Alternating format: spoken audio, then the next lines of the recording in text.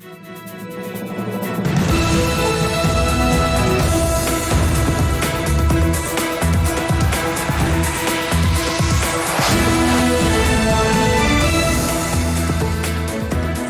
and good evening. This is TV7 Israel News, broadcast to you from Jerusalem. I'm Aaron Viner, filling in for Jonathan Hessen. And in today's top stories, Israel maintains pressure on terror elements throughout the West Bank districts of Judea and Samaria as Operation Wavesbreaker continues to bear fruit. Prime Minister-designate Benjamin Netanyahu proclaims his intention to strengthen Israel's relations with the United States as the Biden administration indicates that it will engage with the Jerusalem-based government on its policies. CIA Director Bill Burns voices concern over Russia's deepening relations with Iran, warning of consequences for the Middle East. Israel's war on terror persists unhindered as part of Operation Wavesbreaker. IDF, ISA, the Shin Bet, and Border Police Special Operations Unit conducted counterterrorism activities throughout the West Bank districts of Judea and Samaria over the weekend. While exchanges of fire were cited at a number of locations, thankfully no injuries were reported to the Israeli troops, who successfully apprehended 13 suspected terror operatives over the course of the past 24 hours alone.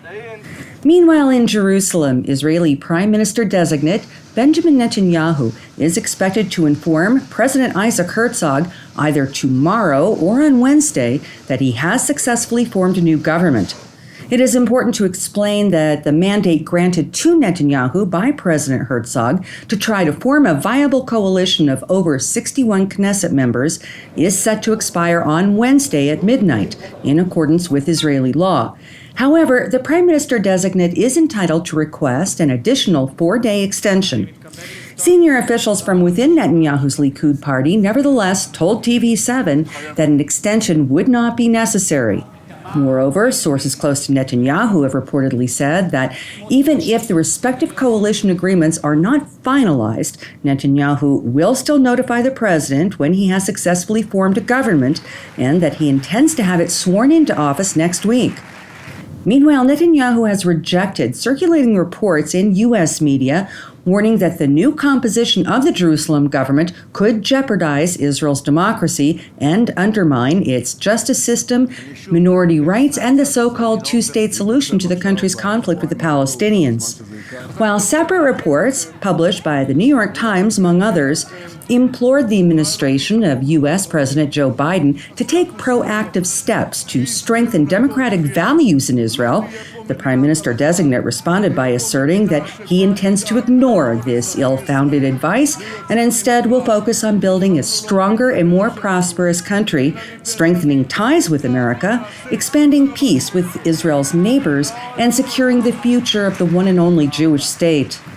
At the U.S. State Department, Deputy Spokesman Vedant Patel reiterated that the Biden administration would engage with the Israeli government based on the policies that Jerusalem will pursue.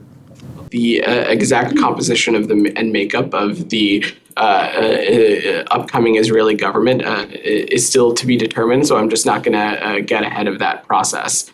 As Secretary Blinken made clear in his speech to J Street, we look forward to working with the Israeli government, and will do so rooted in the policies that they pursue. Asked further about the known disagreement between the White House and the prospective Israeli premier regarding the method believed most effective to curtail Iran's nuclear ambitions, Patel highlighted that the United States is no longer focused on reviving the 2015 nuclear agreement. Specifically on Iran obtaining a nuclear weapon, the president and the secretary have been very clear that since the beginning of this administration, that we'll do everything in our power to ensure that Iran does not obtain a nuclear weapon. But specifically, and you've seen Ned and others speak to this, we have been clear also that the JCPOA is not our focus right now, and we candidly remain very skeptical of anything coming out of Tehran on this issue, whether it be issues relating to the IAEA or other things. While Tehran continues to race toward nuclear weapon capabilities without obstruction, the two main concerns troubling Washington, in particular, and the West at large, include the Islamic Republic's brutal suppression of its own citizens protesting against the Ayatollah regime and its military aid to Moscow in the latter's war against Ukraine. First and foremost, we are gravely concerned that authorities reportedly continue to kill more of their own people in an effort to suppress peaceful protests, protests that we're seeing being led by women, girls, and the youth of Iran.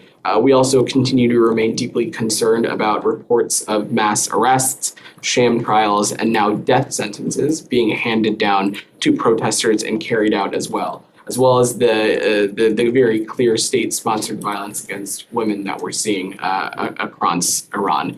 Russia's acquisition of UAVs from Iran, it very seriously contravenes UN Security Council Resolution 2231, which places restrictions on transfers of missile-related technology to or from Iran.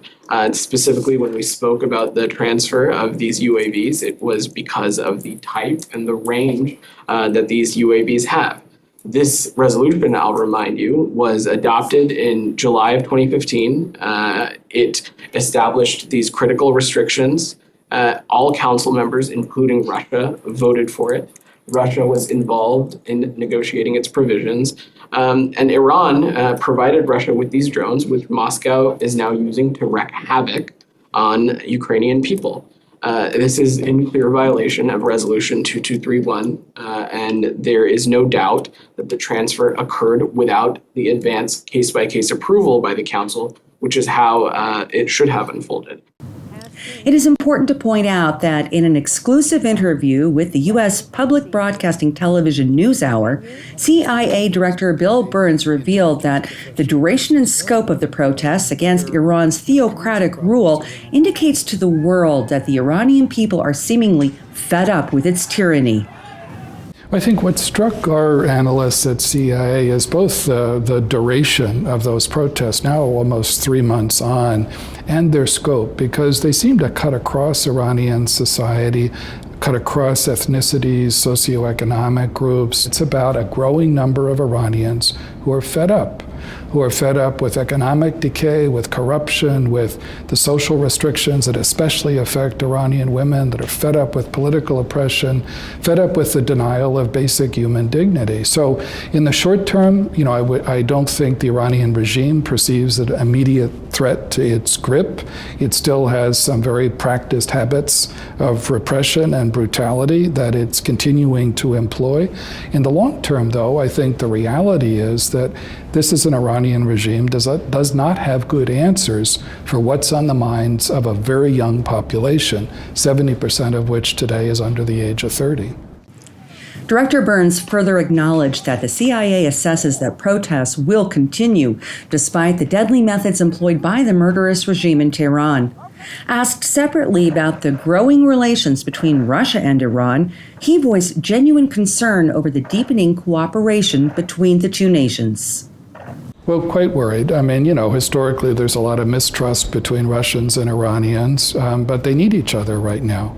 And what's beginning to emerge is at least the beginnings of a full-fledged defense partnership between Russia and Iran, with the Iranians supplying drones to the Russians, which are killing Ukrainian civilians as we speak today, and the Russians beginning to look at ways in which technologically or technically they can support the Iranians, which poses real threats to Iran's own neighborhood, to many of our friends and partners in Iran's neighborhood as well.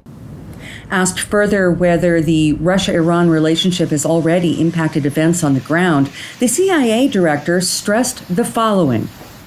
Well, I think it's already having an impact on the battlefield in Ukraine, again, costing the lives of a lot of innocent Ukrainians, and I think it can have an even more dangerous impact in the Middle East as well if it continues. So it's something that we take very, very seriously.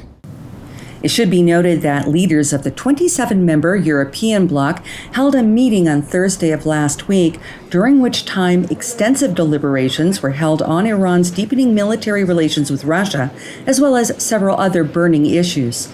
It would seem as though European Union leaders are taking a more vigorous position regarding Iran's brutal crackdown on its own citizens. Wir haben sehr klare Positionen bezogen, übrigens auch die Europäische Union. Das, was die iranische Regierung macht, ist unakzeptabel, ist nicht vertretbar und wer schießt schon auf sein eigenes Volk. Die iranische Regierung tut das und deshalb werden wir dort auch weiter sehr klar zu uns positionieren. Also das Erste ist, alles das, was jetzt gerade im Iran passiert, ist massiv zu verurteilen. Das Regime wendet sich gegen das Volk. Das Regime unterdrückt und tötet unschuldige Menschen. Und hier braucht es eine klare Sprache und klare Zeichen. Und das macht auch die Union und das unterstützt auch Österreich. Alongside a relatively limited EU sanctions package against Iran and more in the making, the respective EU member states backed an American bid on December the 14th to oust the Islamic Republic of Iran from the United Nations Women's Council in response to Tehran's brutal treatment of Iranian women. So today we came together at the United Nations and stood with Iranian women, Iranian girls, and the Iranian people. Following the death of Mahsa Amini, tens of thousands of Iranians said, enough is enough. The people have taken to the streets and made their voices heard.